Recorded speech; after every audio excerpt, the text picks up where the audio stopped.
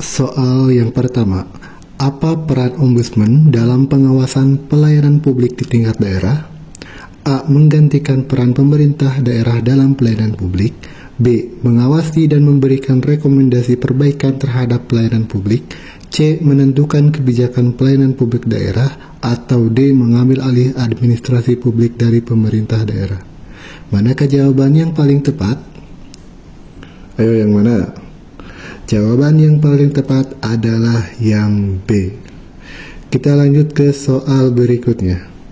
Menurut Posako 2005, apa yang menjadi ciri utama dari fase kedua pendirian Ombudsman? A. Penetapan undang-undang tentang Ombudsman oleh pemerintah. B. Upaya rintisan yang melibatkan studi banding dan diskusi oleh pemerintah. C. Pembentukan lembaga Ombudsman yang efektif dan beroperasi penuh. Atau D. Penyusunan panduan untuk pengaduan masyarakat. Manakah jawaban yang paling tepat? Ya, kira-kira yang mana jawabannya? Ya, jawaban yang paling tepat adalah yang B. Soal nomor berikutnya. Dalam situasi apa Ombudsman dapat menghentikan pemeriksaan suatu laporan? A. Jika laporan tersebut tidak berdasar. B. Jika pelapor mencabut laporannya. C. Jika pihak terlapor mengakui kesalahannya. Atau D. Semua jawaban benar. Ayo, jawaban yang paling tepat yang mana?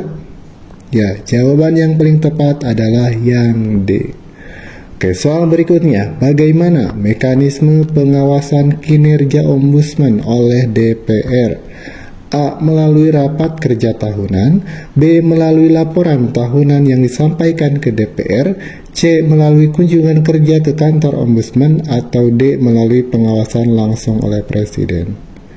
Jawaban yang paling tepat adalah yang B. Melalui laporan tahunan yang disampaikan ke DPR. Oke, lanjut ke soal berikutnya. Yang menjadi substansi penanganan laporan keasistenan utama 4 adalah A. Energi dan SDM, pertambangan air dan mineral. Atau B. Komunikasi dan informatika. C. Perumahan dan pemukiman. Atau D. Pertahanan. Jawaban yang paling tepat yang mana? Ya, jawaban yang paling tepat adalah yang C. Perumahan dan pemukiman. Soal berikutnya. Dalam situasi apa Ombudsman berwenang masuk ke dalam instansi tanpa pemberitahuan terlebih dahulu? Apakah A. Ketika ada laporan urgensi. Atau B. Ketika ada dugaan kuat maladministrasi. Atau C. Ketika ada pejabat publik menolak kerjasama. Atau D. Ketika ada ancaman keamanan sosial. Manakah jawaban yang paling tepat? Jawabannya adalah yang B. Betul sekali. Oke, lanjut ke soal berikutnya. Apa yang dimaksud dengan mediasi yang dilakukan oleh Ombudsman? Apakah A. Proses penyelesaian sengketa antara pelapor dan terlapor melalui negosiasi. Atau B. Proses pemberian sanksi kepada pihak yang bersalah. Atau C. Proses pengambilan keputusan oleh Ombudsman. Atau D. Proses penyelidikan terhadap laporan. Manakah jawaban yang paling tepat? Ya, betul sekali. Jawaban yang paling tepat adalah yang A. Proses penyelesaian sengketa antara pelapor dan terlapor melalui negosiasi. Lanjut ke soal berikutnya. Apa yang dimaksud dengan standar pelayanan menurut Undang-Undang Nomor 25 Tahun 2009? Apakah A. Pedoman untuk memberikan pelayanan yang seragam. Atau B. Aturan yang mengikat tentang tata cara pelayanan. C. Kriteria yang ditetapkan oleh penyelenggara pelayanan. Atau D. Ukuran untuk menilai kualitas pelayanan. Manakah jawaban yang paling tepat? Ya, jawaban yang paling tepat adalah yang D. Betul sekali. Ukuran untuk menilai kualitas pelayanan. Lanjut ke soal berikutnya. Bagaimana cara masyarakat dapat berpartisipasi dalam penyusunan standar pelayanan publik? Apakah A. Melalui konsultasi publik. B. Melalui pemilihan umum. C. Melalui rapat kerja. Atau D. Melalui program pelatihan. Manakah jawaban yang paling tepat? Yap, betul sekali. Jawabannya adalah A. Melalui konsultasi publik. Soal berikutnya. Apa yang dimaksud dengan mekanisme pengaduan dalam pelayanan publik? Apakah A. Proses penyampaian keluhan masyarakat, B. Proses penanganan keluhan masyarakat, C. Proses evaluasi keluhan masyarakat, atau D. Semua jawaban benar?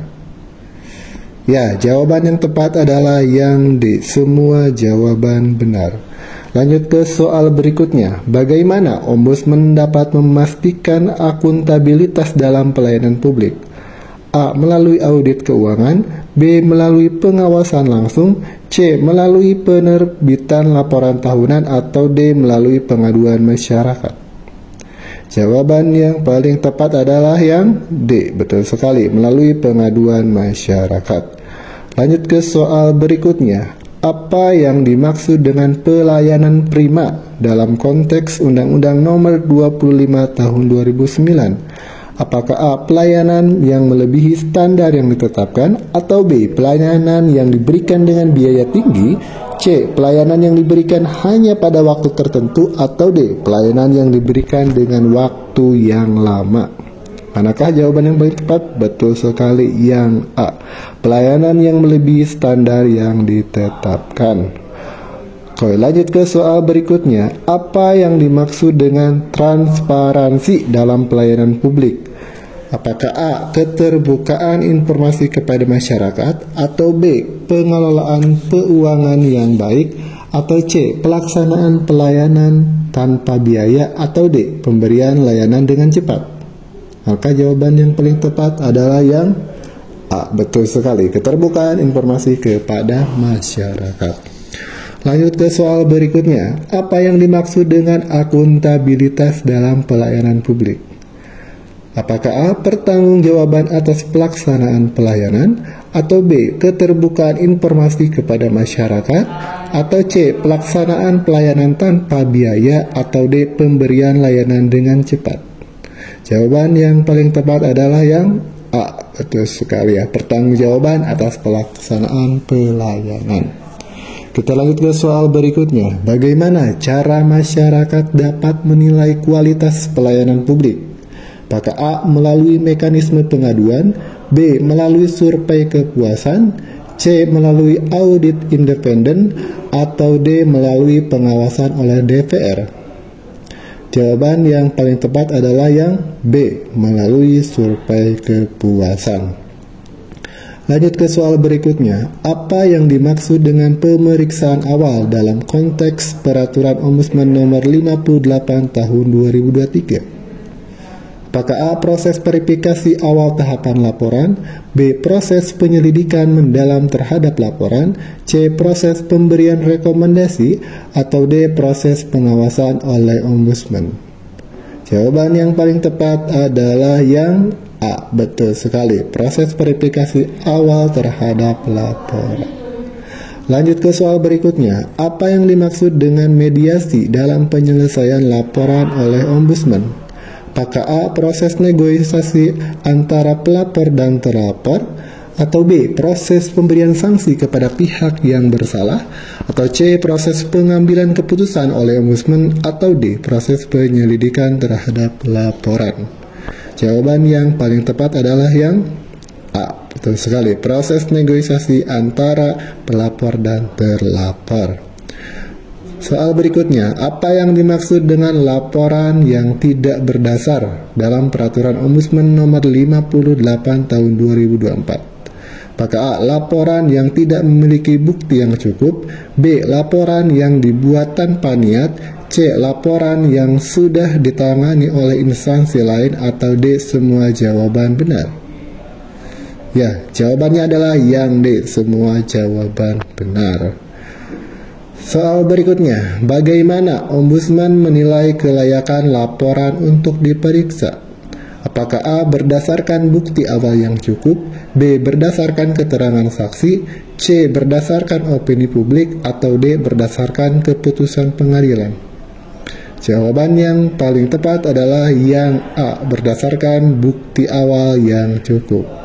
Soal yang terakhir, apa yang dimaksud dengan rekomendasi perbaikan dalam konteks Ombudsman? Apakah A. A. Rekomendasi untuk memperbaiki sistem dan prosedur pelayanan publik. B. Rekomendasi yang diberikan untuk menghukum pejabat publik. C. Rekomendasi yang diberikan untuk mengubah undang-undang.